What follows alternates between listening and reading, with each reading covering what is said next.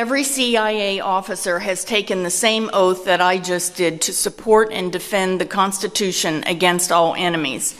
And today, I recommit that I will do everything in my power to justify the faith that President Trump and the American people have placed in us, and to make sure that CIA continues to provide the intelligence needed to keep our country safe. I would be remiss if I did not also note the tremendous pride I take in being the first woman to serve as director. I would not be standing before you today if not for the remarkable courage and dedication displayed by generations of OSS and agency women in roles both large and small, who challenged stereotypes, broke down barriers, and opened doors for the rest of us.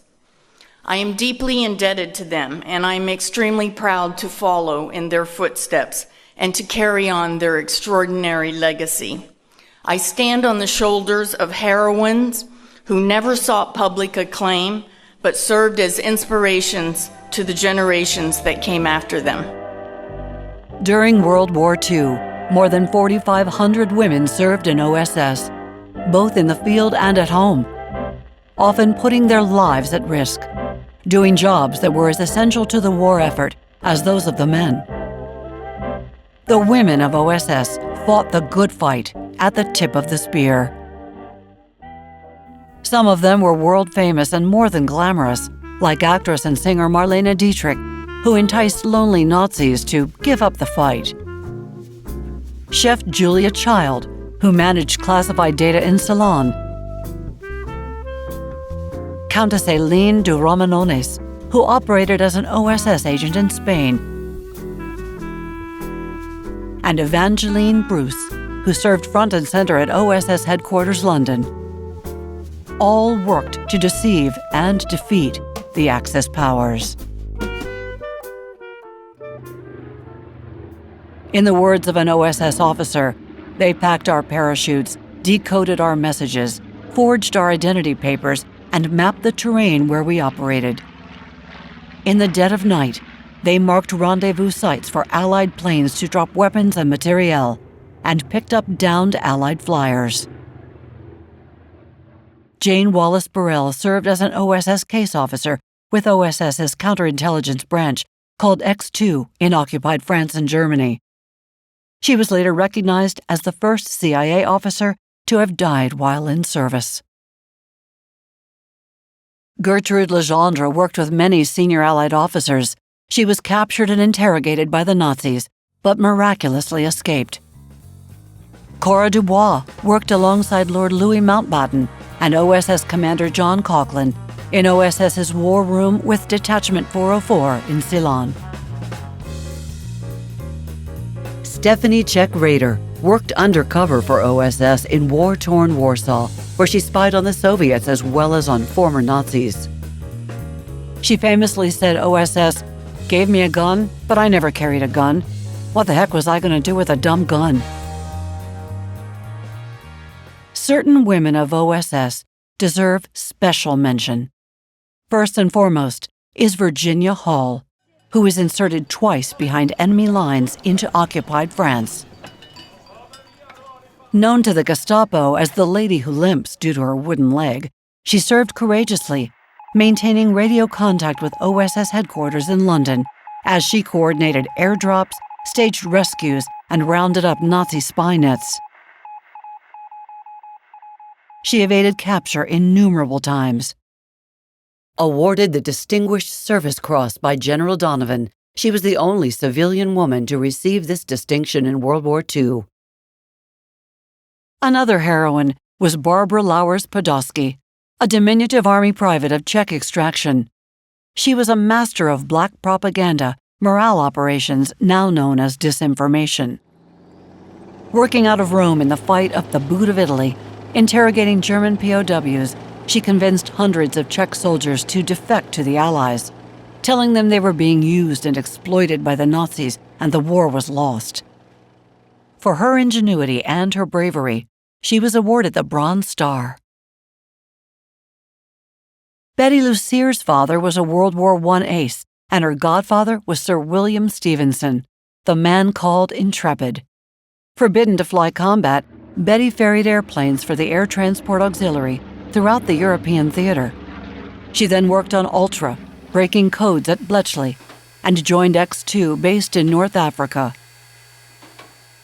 Her last act was rolling up a big Nazi spy ring in France, promising a starstruck Nazi paymaster, "We can get you to Hollywood, but we need something in return."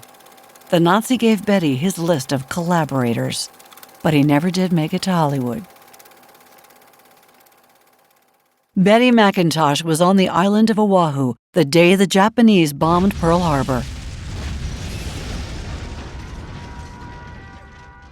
Fluent in Japanese, Betty joined OSS and worked in morale operations. She created propaganda to demoralize Japanese soldiers fighting in Burma by describing how badly the war was going for the Japanese. One of her fondest memories was of General Donovan striding into OSS headquarters in Ceylon and with his Irish swagger asking, "So tell me, what mischief are you up to?"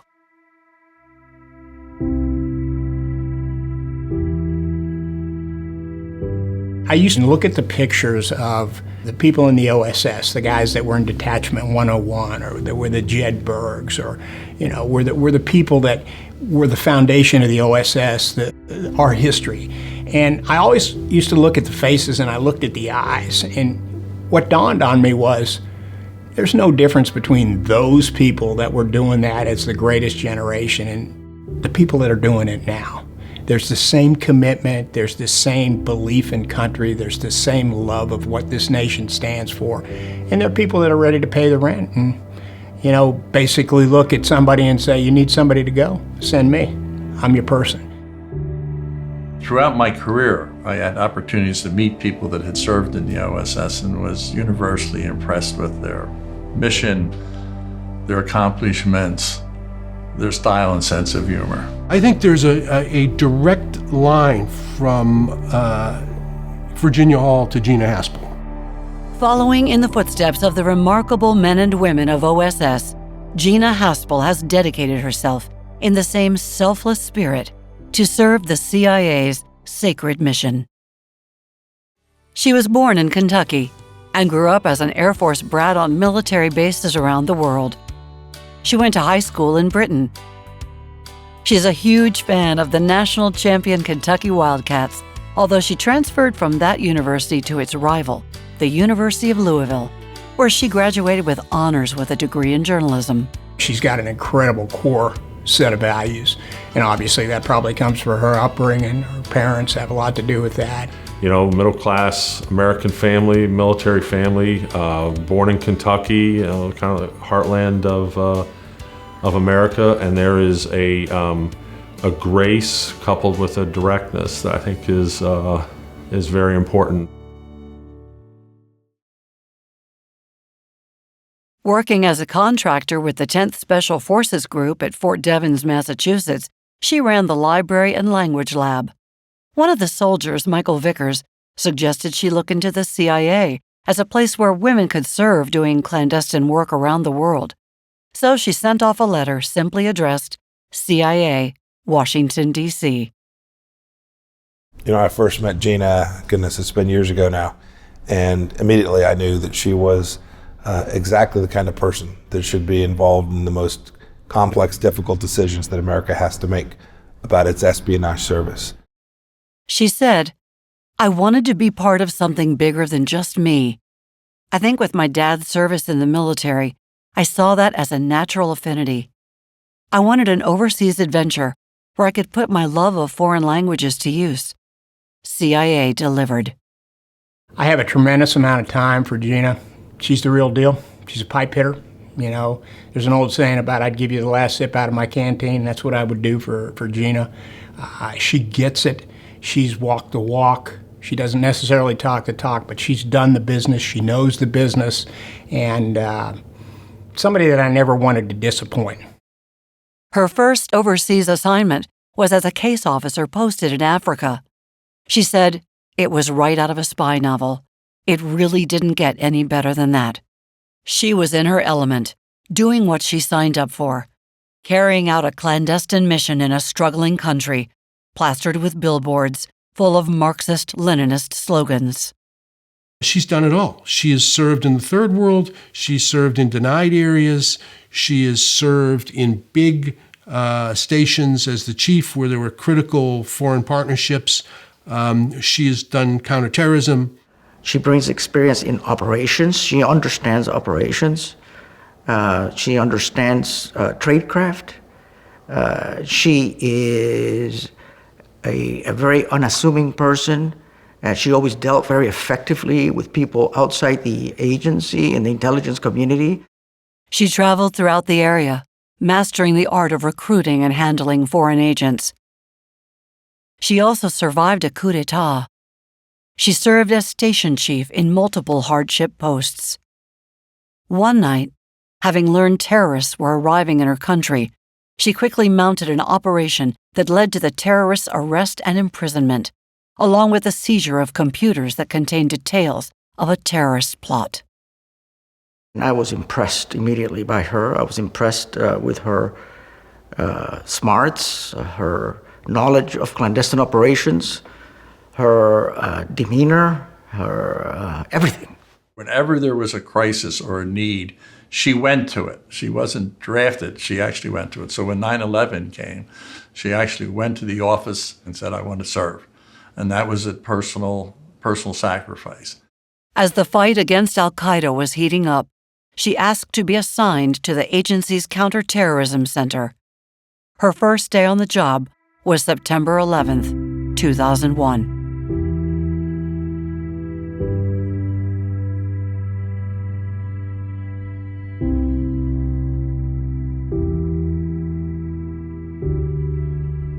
She walked into the middle of the whirlwind, sat down at a computer, and worked non-stop for 3 years, often working 7 days a week. In Gina, I had a trusted confidant. You know, we had a responsibility to do things within the law and responsibly, and we did that. But we acted, and she was right there with me through all of those very difficult years. She was my closest confidant. She paid a price because of all of the investigations that came through, but she did a great job. If I were to sum up what Gina has meant to me, and I think meant to a lot of others, is she's been that big sister when things were tough, or we were, down in our luck, or we maybe had screwed up, or we were having some of those failures that you have to have on the way to a critical success.